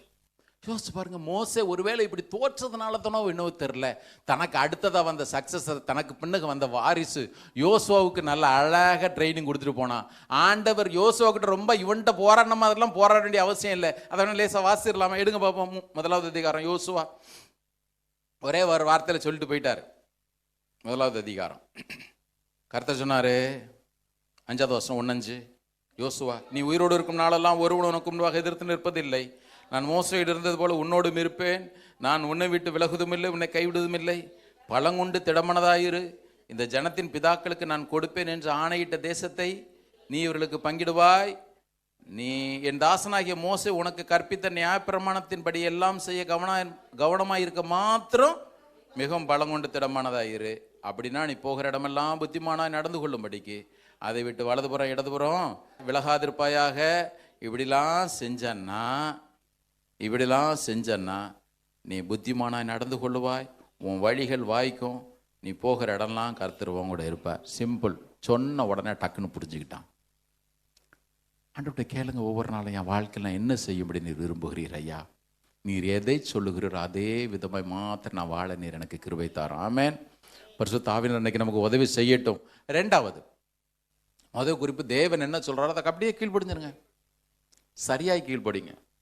அடுத்து, இந்த தேவன் நம்முடைய தேவனாக இருந்தாலும் இந்த தேவன் எப்படிப்பட்டவர் என்பதை நன்கு அறிந்து கொள்ள வேண்டும். உதாரணத்திற்கு, இந்த யாத்திராகம புஸ்தகம் முழுவதும் நீங்க வாசிப்பீங்கன்னா தேவன் ஒரு காரியத்தை திரும்ப திரும்ப திரும்ப சொல்லிக்கிட்டே இருக்கிறார். என்ன அப்படின்னா, நான் கர்த்தர், நான் கர்த்தர், நான் கர்த்தர். கவனிக்கணும், நான் கர்த்தர். நான் ஆபிரகாமின் தேவன், ஈசாக்கின் தேவன், யாக்கோபின் தேவன், அது இருக்கட்டும். நான் யெகோவா, நான் சர்வ வல்லமையுள்ள தேவன். நான் கர்த்தர், நான் கர்த்தர், நான் கர்த்தர். ஏன் அப்படின்னு கேட்டீங்கன்னா, நான் தேவனுடைய பிள்ளை என்று சொன்னாலும் தேவன் எப்படிப்பட்டவர் தெரியாம வாழக்கூடிய தேவ பிள்ளைகள் உண்டு. உதாரணத்திற்கு, இந்த மோசே தேவ பிள்ளைகள் என்று அழைக்கப்படுகிற இஸ்ரவேலருடைய சந்ததியில இருந்தவன். இவன் தேவன் தரிசனமான உடனே கேட்டான் 3வது அதிகாரத்தில், ஆண்டவர் நீர் யாரு, நீர் யாருன்னு அவன் கேட்டா நான் என்ன பதில சொல்றது? இங்கதான் இருக்கிறீங்களா? நீர் யாருன்னு கேட்டா உம்மை பத்தி எனக்கே தெரியல ஆண்டவரே. மோசேக்கு அந்த கேள்வி. அடுத்தது, பார்வோன் கேட்டான், இந்த கர்த்தர் யாரு? அவன் கேட்டதுலையா தப்பு இல்லை. தேவ பிள்ளைகளும் கூட இந்த தேவன் யார் என்று கேட்கக்கூடிய நிலைமையில இருந்தாங்க. கர்த்தருடைய பிள்ளைங்க, இவங்களுக்கு 400 வருஷம் தேவன் மேல கசப்பு, 400 வருஷம் நெருக்கத்தில் தேவன் மேல கசப்பு. தேவன் எங்களை விட்டுட்டாரு, தேவன் எங்களை கண்டுக்கல, தேவன் உடன்படிக்கையில உண்மையுள்ளவர் தான். அங்க ஒரு பக்கம் யோசேப்பினுடைய எலும்பு இருக்கு, யோசேப்பினுடைய எலும்பு அப்படி பேசிக்கிட்டே இருக்கும், தாமதித்தாலும் காத்துரு, அமைதலாயிரு, என் வாழ்க்கையில அவர் கரெக்டா எல்லாத்தையும் செஞ்சாரு, தேவன் என்ன தரிசனத்தை கொடுத்தாரு, என்ன சொப்பனத்தை கொடுத்தாரோ என் வாழ்க்கையில ஒன்று குறைவில்லாம நிறைவேற்றினாரு, என் வாழ்க்கையில எல்லாம் எதிரத்தான் இருந்துச்சு, நான் அடிமையா இருந்தேன், நான் பொய்யாய் குற்றம் சாட்டப்பட்டு சிறைச்சாலையில போனேன், ஆனாலும் தேவன் இந்த எகிப்து தேசம், நீ எந்த தேசத்துல அடிமையா இருக்கிற, இந்த தேசத்துல தேவன் என்னை ராஜாவுக்கு அடுத்த நிலைமையில கொண்டு வந்து வச்சாரு, என் வாழ்க்கையில் அவர் சொன்னது நிறைவேறிச்சுன்னு சொல்லிட்டு யோசேப்பினுடைய எலும்புகள் அவர்களுக்கு சாட்சி சொல்லிக்கிட்டே தான் இருந்துச்சு. ஆனா இவங்க வாழ்க்கையில் இருக்கிற பிரச்சனைகள் பாருங்க அப்படியே மறந்துடுது. இப்போ இவங்களுக்கு ஒரே ஒரு எண்ணம், செங்கல் இருக்கணும், வெந்ததை தின்னணும், வீதி வந்தா சாவணும். பிரதர், ஆண்டவர் கொஞ்சம் தேடுவோமா? இன்னைக்கு நிறைய தேவ பிள்ளைகளுக்கு அதான். ஞாயிற்றுக்கிழமை ஆராதனை டைம் கிடைச்சா போய்க்கலாம். சில பேர் மாசத்துல 3 சண்டே அட்டண்டன்ஸ் போடுவேன், 3 தான். சில பேர் ஃபர்ஸ்ட் வீக் வந்தால் போதும் பிரதர். அடிமைத்தனத்தில் இருந்த இஸ்ரவேல் அதான் சொன்னாங்க. ஏன் தெரியுமா? ஒரு வசனத்தை வாசி ரொம்ப நல்லா இருக்கும். எடுங்க பார்ப்போம். யாத்திராகமம் 6வது அதிகாரம். எவ்வளோ பெரிய வாக்குத்தத்தத்தை கர்த்தர் கொடுக்குறாரு பாருங்க. இவர் இறங்கி வந்து அவர் சொல்றாரு, 1 வாசிக்கிட்டா எல்லாரும் எடுங்க. 6:1. அப்பொழுது கர்த்தர் மோசேயை நோக்கி, நான் பார்வோனுக்கு செய்வதை இப்பொழுது காண்பாய், பலத்த கையை கண்டு அவர்களை போகவிட்டு பலத்த கையை கண்டு அவர்களை தன் தேசத்திலிருந்து துரத்தி விடுவான் என்றார். மேலும் தேவன் மோசேயை நோக்கி, நான் யெகோவா, நான் சர்வவல்லமையுள்ள தேவன் என்னும் நாமத்தினால் நான் ஆபிரகாமுக்கும் ஈசாக்குக்கும் யாக்கோபுக்கும் தரிசனமானேன், ஆனாலும் யெகோவா என்னும் என் நாமத்தினால் நான் அவர்களுக்கு அறியப்படவில்லை. இந்த யெகோவா என்பவர் நீதியை சரி கட்டுகிறவர். ஓசியா 12வது அதிகாரத்திலும் சரி, எரேமியா 16வது அதிகாரத்தில் நீங்க போய் வாசிங்கன்னா ஆண்டவர் இதே பேரை சொல்வார், நான் யெகோவா, நான் நீதியை சரி கட்டுகிறவர். அவர்கள் பரதேசிகளாய் தங்கின தேசமாகிய கானான் தேசத்தை அவர்களுக்கு கொடுப்பேன் என்று நான் அவர்களோட என் உடன்படிக்கையும் ஏற்படுத்தி இருக்கிறேன்.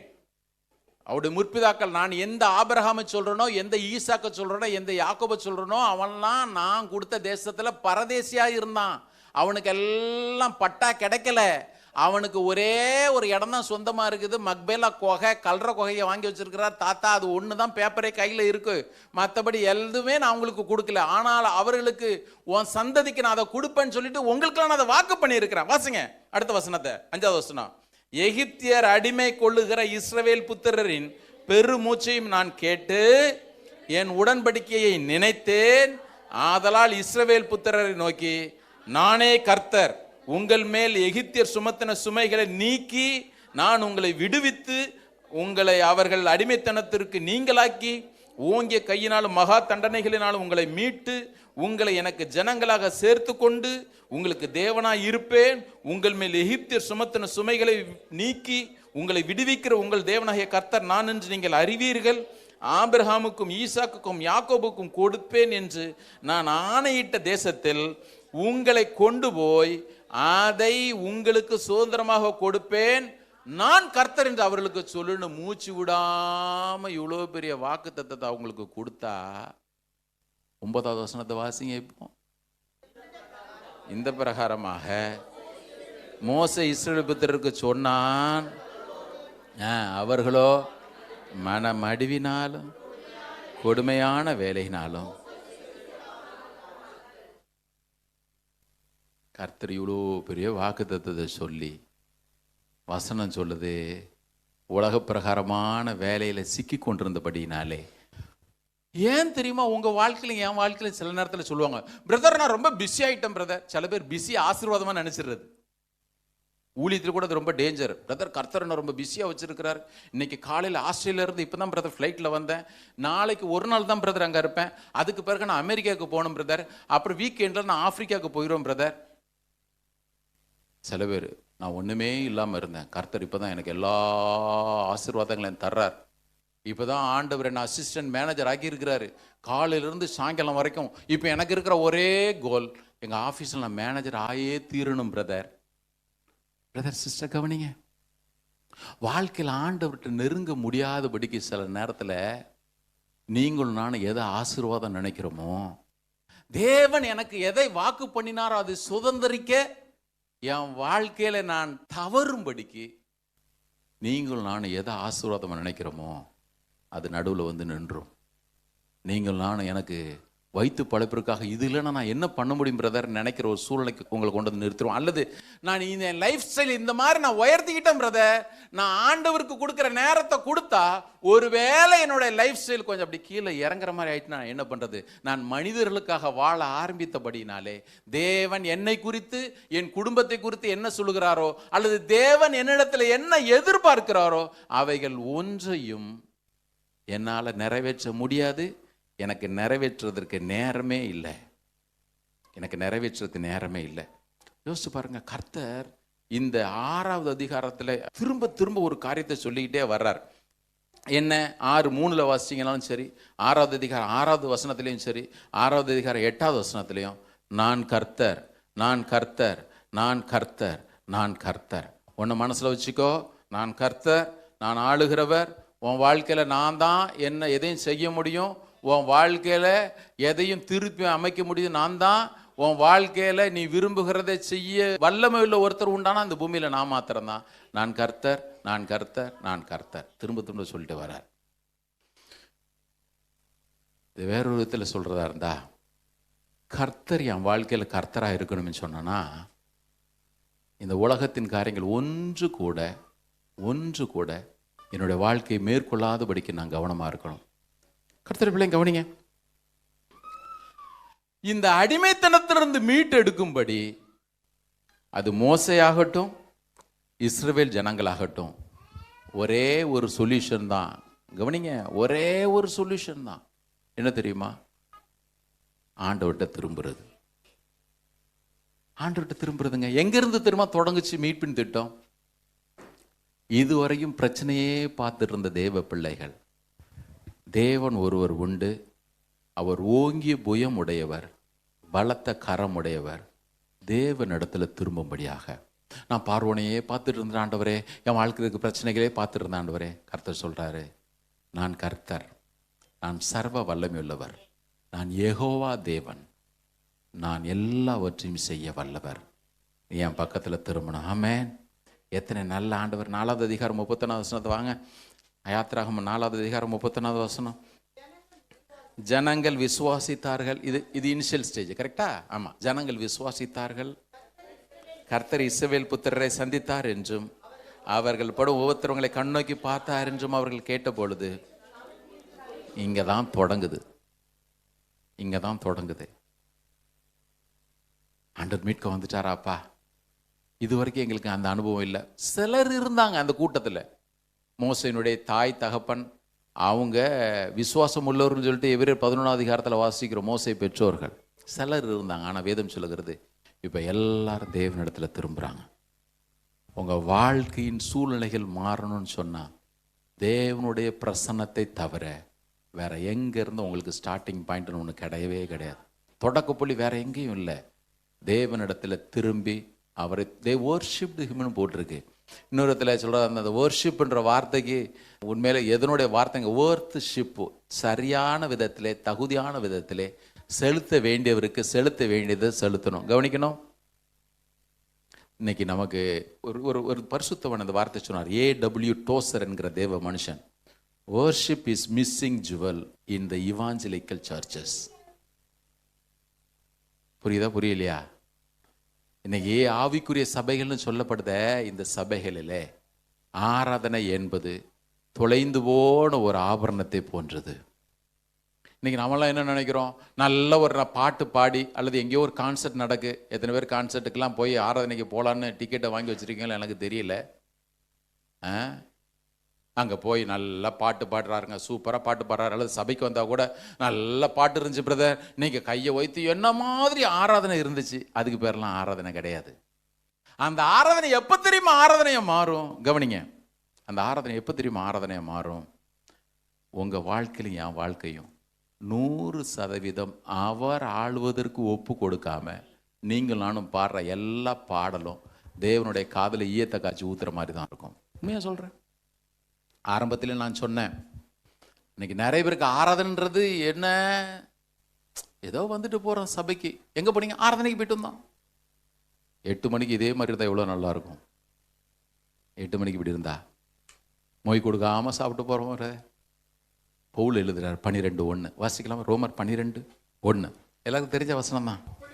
எப்படி இருக்க சகோதரரே?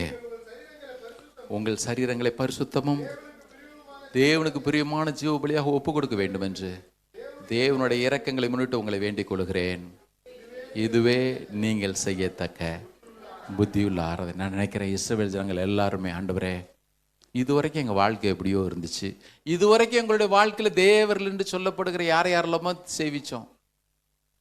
பார்வன் கூட எங்களுக்கு கடவுளாக தான் இருந்தான். அவன் வரும்பொழுது கூட அப்படியே பணிந்து குனிந்தெல்லாம் நாங்கள் வணங்கினது உண்டு. இப்பொழுது நீர் மாத்திரமே எங்களுக்கு தேவனாயிரும் ஐயா, எங்களுக்கு தேவனாயிரும், எங்களுக்கு தேவனாயிரும். பிரதர், மோசே தவற தான் செஞ்சான். இஸ்ரவேல் ஜனங்க முரட்டம் பண்ண தான் செஞ்சாங்க. தேவனோ உண்மை உள்ளவர். என்ன நோக்கத்திற்காக இறங்கி வந்தாரோ அந்த நோக்கத்தை நிறைவேற்றினார். ஆமென். 2000 வருஷங்களுக்கு முன்னால் கூட இயேசுன்ற பேரில் இந்த பூமியில் இறங்கி வந்தார். எதற்கு? பிசாசனுடைய பிடியிலிருந்து நம்ம விடுதலை ஆக்கும்படி. இன்னைக்கு அந்த ரட்சிப்பின் அனுபவம் இல்லாமல் சில பேருக்கு உள்ள உட்கார்ந்துருக்கலாம். உங்களுக்கு சேர்த்தான் சொல்கிறேன். உங்களை விடுவிக்கும்படி அன்றைக்கு இஸ்ரவேலருக்காக இறங்கி வந்த தேவன் இயேசுன்ற பேரில் இறங்கி வந்தார். இன்னைக்கு அவர் சர்வ வல்லவர். அன்றைக்கு இஸ்ரவேல் ஜனங்களை மீட்கும்படி என்ன நோக்கத்திற்காக அவர் இறங்கி வந்தாரோ அந்த நோக்கத்தை ஒரு துளி கூட தவறாமல் நிறைவேற்றினார். இன்றைக்கு உங்களை என்னை மீட்கும்படி இறங்கி வந்தார்ல, உங்கள் வாழ்க்கையிலும் என் வாழ்க்கையிலும் அவர் அப்படியே நிறைவேற்ற வல்லவராக இருக்கிறார். இன்னைக்கு தேவை ஒன்று தான், நீர் எல்லாவற்றையும் செய்ய வல்லவர் என்று சொல்லி அவருடைய கரங்களை ஒப்பு கொடுத்துறது நல்லது. ஆமென். யார் தெரியுமா விசுவாசி? நான் கர்த்தர்ன்னு சொல்லிக்கிட்டே இருக்கிறார் ஒருத்தர். அந்த கர்த்தர் நம்முடைய வாழ்க்கையில் கர்த்தராக இருக்கும்படி அனுமதிக்கிற பேர் தான் விசுவாசி. இன்னைக்கு நீங்களும் அதே கூட்டத்தில் வரணும்னு தேவன் எதிர்பார்க்கிறார். ஆமென். ராபர்ட் மாரிசன் அப்படின்னு சொல்லக்கூடிய ஒரு தேவ மனுஷன், அவர் சீனாவில் இருந்த அந்த புரோட்டஸ்டன்டிசம் தகப்பன் அழைக்கப்பட்டவர். முதன் முறையாக சீனாக்கு சுவிசேஷத்தை மிஷினரி பணியாக அவர் கொண்டு சென்றவரே அவர் தான். அவர் போய் கப்பலில் இறங்கும் பொழுது கப்பல் கேப்டன் அவரை நல்லா அறிஞ்சிருந்தபடினால அந்த ராபர்ட் மாரிசனை பார்த்து கேட்டான், என்ன ராபர்ட் மாரிசன், சீனாக்கு வந்திருக்கிறீரு, என்ன இதெல்லாம் எல்லாரும் மாத்திருவேன்னு நினைக்கிறீரா? அப்படி ரொம்ப அப்படி ஏளனமாக பார்த்து சிரிச்சாராம். ஏளனமாக பார்த்து சிரிச்சார். ராபர்ட் மாரிசன் சொன்னார், என்னெல்லாம் மாற்ற முடியாது, நான் ஆராதிக்கிற தேவன் அதை செய்து முடிப்பார். ஒரு அழிலே சொல்லுவோமா, என்னால் முடியாதாங்க. பட் ஒருத்தர் இருக்கிறார், நான் விசுவாசித்திருக்கிறவர். பவுல் சொன்னா, நான் விசுவாசிக்கிற யாருன்னு எனக்கு தெரியும், எனக்கு தெரியுங்க, எல்லாத்தையும் எனக்காக செய்வார் அவர். என் வாழ்க்கையில் எந்த காரியங்களில் நான் தோற்றாலும் சரி, எந்த காரியங்களிலே தவறினாலும் சரி, எந்த காரியம் என்னால் முடியலன்னு சொல்லிட்டு நான் ஒதுக்கி வச்சாலும் சரி, எனக்காக எல்லாத்தையும் செய்து முடிப்பார். எனக்காக எல்லாத்தையும் செய்து முடிப்பார். ஆமென். அவரை கொண்டு எல்லாத்தையும் செய்றதுக்கு எனக்கு பலனும் உண்டு.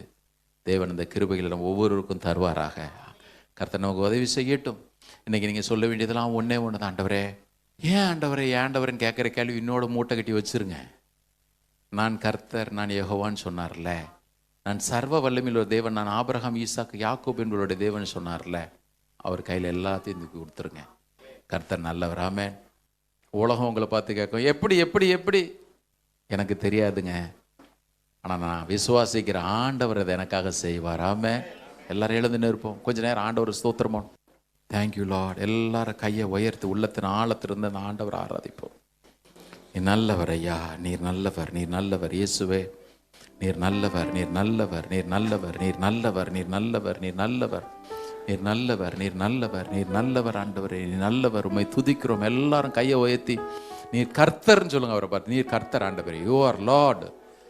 ஆமாம் இயேசுவே, நீர் ஆண்டவர் ஐயா, நீர் ஆண்டவர். எனக்காக எதையும் செய்வீர், எனக்காக எல்லாவற்றையும் நீர் செய்வீர் ஐயா, நீர் கர்த்தர். எல்லாரும் கையை உயர்த்தி கண்களை மூடி பெரியவர் அவரை பாருங்க. அவர் சொல்றார், நான் கர்த்தர், நான் கர்த்தர், நான் கர்த்தர், நான் கர்த்தர், நான் கர்த்தர், நான் கர்த்தர்.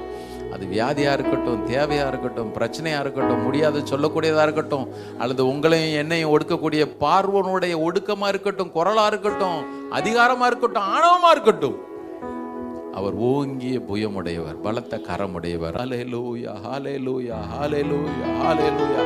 எல்லாரும் கரங்களை உயர்த்தி நல்ல கர்த்தர் ஸ்தோத்திரம். எல்லாரும் கையை உயர்த்துங்க. ஆராதனைன்றது என்னது? Total surrender. ஆண்டவரே, நீர் என் வாழ்க்கையில கர்த்தராயிரும், நீர் என் வாழ்க்கையில கர்த்தராயிரும், ஆண்டவராயிரும். நன்றி ஆண்டவரே. Thank you Jesus, thank you Lord. உமக்கு ஸ்தோத்திரம், ஸ்தோத்திரம், ஸ்தோத்திரம். நன்றி, நன்றி, நன்றி, நன்றி, நன்றி, நன்றி. Thank you Lord. என் தேவன்,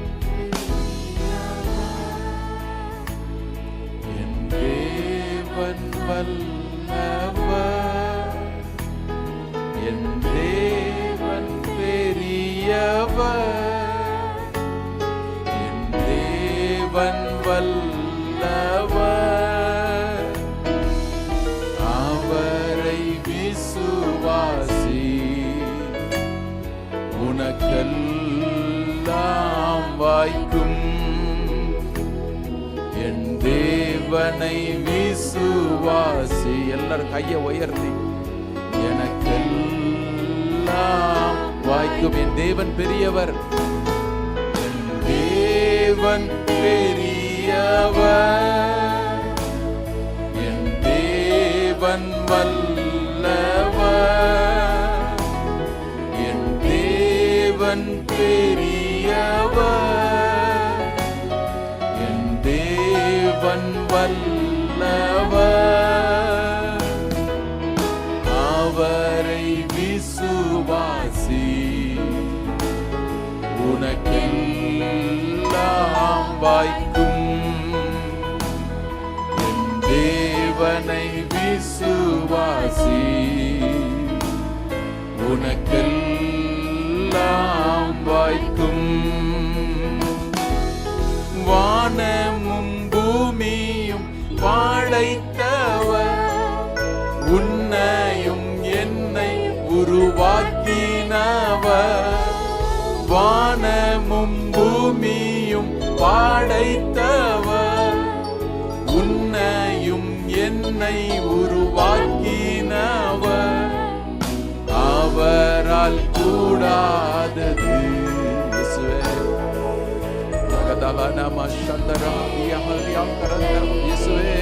வல்லமை தேவனால் கூடாதது ஒன்றுமே இல்லை. என் தேவன் பெரியவர். இயேசுவே எல்லாரும் சொல்லுங்க ஐயா, இயேசு வல்லமை இறங்கி வரட்டும் ஐயா. இயேசுவே உம்முடைய மகிமை இறங்கி வரட்டும். இஸ்ரவேலர் மீட்கும்படியா இறங்கி வந்தவர், இறங்கி வாங்க. உம்முடைய வல்லமை விளங்க பண்ணுங்க ஐயா. இயேசுவே உம்முடைய உயிர்த்தெழுந்த வல்லமை வெளியரங்கமாகட்டும்.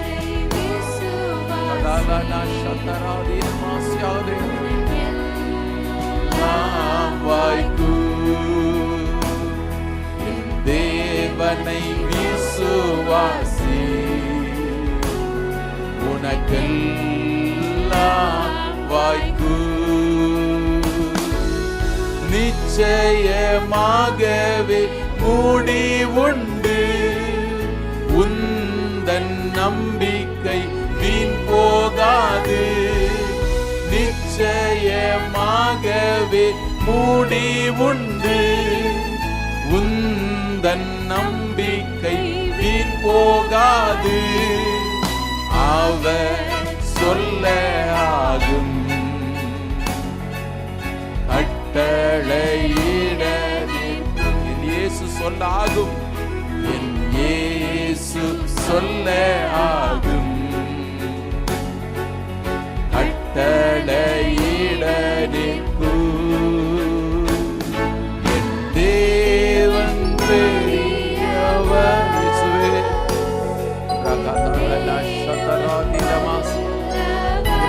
எல்லாரும் வாய்த்தறது சொல்லுங்க, என் தேவன் பெரியவர், பெரியவர். என் தேவன் வல்லவர், அவரை விசுவாசி, உனக்கெல்லாம். என் தேவனை விசுவாசி, உனக்கெல்லாம் வாய்க்கும்.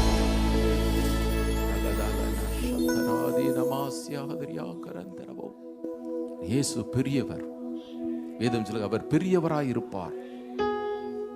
உன்னதமான தேவன் தகப்பனாய் தாவீதின் சிங்காசனத்தை அவருக்கு கொடுப்பார். அவர் பெரியவராய் இருப்பார். ஆமா, இன்னைக்கு அவர் பெரியவர். எல்லாரும் சொல்லுங்க, இயேசு பெரியவர். நல்ல தைரியமா கையை வைத்து சொல்லுங்க, என் இயேசு பெரியவர். சொல்லிக்கிட்டே இருங்க, என் இயேசு பெரியவர், என் இயேசு பெரியவர், என் இயேசு பெரியவர். அவர் சொல்ல ஆகும், அவர் கட்டளையிட நிற்கும். அவரால் கூடாதது ஒன்றும் இல்லை. Thank you Lord. கர்த்தருடைய திருப்பந்தியில நாம் பங்கு பெறுகிற நேரம். எதுவும் சொல்லுகிறது, தம்முடைய சொந்த குமாரன் என்றும் பாராமல் நம்ம எல்லாருக்காகவும் அவரையே ஒப்பு கொடுத்தவர். அவருடனே கூட மற்ற எல்லாவற்றையும் நமக்கு அருளாதிருப்பது எப்படி? இயேசுனாலதான் எல்லாம். அவரு தான் ஆசீர்வாதத்தினுடைய ஊற்றுக்கண், விடுதலையின் ஊற்றுக்கண். எல்லாரும் எழுந்து நிற்போம். கர்த்தர் தாமே அவருடைய திருச்சரத்தை நமக்காக புசிக்க கொடுத்து, அப்படியே ரத்தத்தை நமக்காக பானம் பண்ண கொடுத்து, அப்படின்னால எல்லாரும் கர்த்தரை ஸ்தோத்திரம் பண்ணுவோம். எல்லா சூழ்நிலையில் நம்மை விட்டு விலகாதவர், நம்மேல் கண்ணோக்கமாக இருக்கிறவர், நமக்கு சொன்னதை நிறைவேற்றுகிறதில் உண்மையுள்ளவர், நமக்காக எல்லாவற்றையும் செய்து முடிக்கிறவருக்காக கர்த்தரை ஸ்தோத்திரம் பண்ணுவோம். இந்த வாரம் முழுவதும் அவர் நடத்த போகிறபடினால கர்த்தரை ஸ்தோத்திரம் பண்ணுவோம். கடந்த வாரமெல்லாம் காத்தார், இந்த வாரம் அவர் அதுவே அப்படியே நம்மை காத்து தப்ப பண்ணுவார். அதற்காக கர்த்தரை ஸ்தோத்திரம் பண்ணுவோம். அவருடைய ஆலயத்தில் நம்ம எல்லாரையும் கூடி வர செய்தார். அதற்காக கர்த்தரை ஸ்தோத்திரம் பண்ணுவோம். இந்த தேவன் என்றென்றைக்கும் உள்ள சதா காலங்களில் நம்முடைய தேவன், மரண பரிந்தம் நம்மை நடத்துவார். எல்லாரும் அந்த தேவனை ஸ்தோத்திரம் பண்ணுவோம். ஸ்தோத்திரம், ஸ்தோத்திரம், ஸ்தோத்திரம், ஸ்தோத்திரம், ஸ்தோத்திரம். அன்பின் ஆண்டவரே, நாங்களுமே துதிக்கிறோம், ஸ்தோத்திரிக்கிறோம்.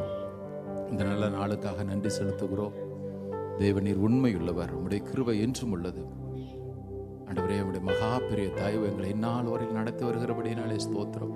உம்முடைய பரிசுத்த இரத்தத்தினால் கர்த்தர் ஒவ்வொருவரையும் மூடிக்கொள்ளுவீராக. ஆண்டவரே, உம்முடைய பாதைகள் ஒவ்வொரு நாளும் அவர்களுக்கு தெரிய பண்ணும், நடத்தும் ஐயா. இந்த வாரத்தில் ஒவ்வொரு நாளும் நன்மை கிருபையும் தொடரட்டும். தீமைகள் நாசமோசங்களை விலக்கிக் கொள்ளும். பலவீனராக இருக்கிற ஒருவரின் கர்த்தர் பலப்படுத்தும். உமக்கு நன்றி, உமக்கு நன்றி. நான் கர்த்தர் என்று சொன்னவர் உம்முடைய ஆளுகை ஒவ்வொருடைய வாழ்க்கையில் விளங்க செய்வீராக. தொடர்ந்து நடக்கிற ஆண்டவரே இந்த வாலிபர் கூட்டத்தையும் கர்த்தர் ஆசீர்வதியும். இந்த வாரத்தில் நடக்கிற ஊழியங்கள் எல்லாவற்றையும் பொறுப்பேற்றுக்கொள்ளும். உடைய பிள்ளைகள் சுகத்திரமாய் தன்னுடைய இல்லங்களுக்கு திரும்பி செல்ல உதவி செய்யும். துதி கனமகிமையெல்லாம் ஒரு எடுத்து மீட்பர் இயேசு நாமத்தை எங்களை தாழ்த்து ஜெபிக்கிற நல்ல பிதாவே. சொல்லுவோம், என் ஆத்துமாவே கர்த்தரை ஸ்தோத்திரு, முழுதுமே பரிசுத்த நாமத்தை ஸ்தோத்திரு. என் ஆத்துமாவே கர்த்தரை ஸ்தோத்திரு. கர்த்தர் செய்த சகல உபகாரங்கள் மறவாதே. ஆமென். நம்முடைய கர்த்தராகிய இயேசு கிறிஸ்துவினுடைய கிருபையும் பிதாவாகிய தேவனுடைய அன்பும் பரிசுத்த ஆவியின் ஐக்கியம் நம் ஒவ்வொருவரோடும் சகல பரிசுத்தவான்களோடும் கர்த்தருடைய வருகை மட்டும் இருப்பதாக. ஆமென். கர்த்தர் உங்களை ஆசீர்வதித்து உங்களை காக்க கடவர். கர்த்தர் தமது முகத்தை உங்கள் மேல் பிரகாசிக்கப்படும் உங்கள் மேல் கிருபையா இருக்க கடவர். கர்த்தர் தம்முடைய முகத்தை உங்கள் மேல் பிரசன்னமாக்கி உங்களுக்கு சமாதானத்தை, மகிழ்ச்சி, விடுதலை எல்லாவற்றிற்கு மேலாக அவர் உங்களோடு நடந்து வருகிறார் என்பதையும் தெரியப்படுத்தி ஆசீர்வதிப்பாராக. ஆமென், ஆமென், ஆமென். God bless you. God be with you. Have a blessed week. ஒருவருக்கு ஒருத்தர் சமாதான வாழ்த்துல சொல்லி கடந்து போகலாம்.